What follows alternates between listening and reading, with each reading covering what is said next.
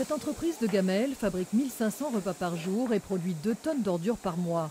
Des déchets organiques mais aussi des emballages, cartons, verres, conserves, plastiques.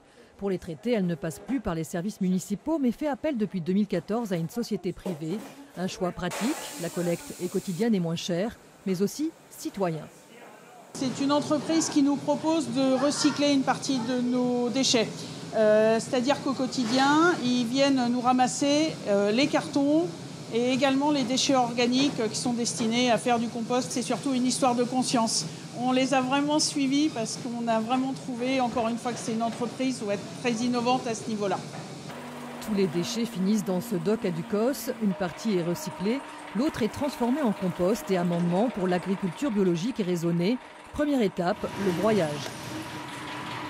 Il y a plusieurs matières à l'intérieur, ça va du déchet vert jusqu'à la matière organique.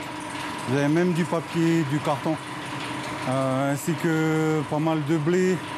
Après 30 minutes de broyage, la matière est envoyée dans le fermenteur. En fait, pendant le chargement de la machine, nous faisons un tri supplémentaire.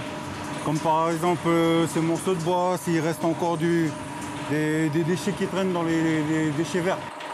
Le fermenteur peut traiter jusqu'à 25 tonnes de matières premières. Une fois que le fermenteur est plein, là vous passez en mode fermentation. Et là vous aurez 48 heures de fermentation. La matière qui est dedans ne va pas stagner au fait, elle sera mélangée.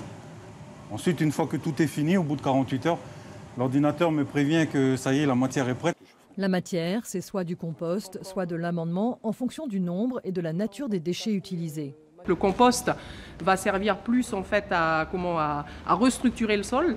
C'est-à-dire que si vous avez un sol argileux ou un sol sableux, par exemple, ça peut aider en fait à restructurer ce sol, à lui donner un peu plus de corps, à lui apporter en fait les éléments organiques dont il a besoin.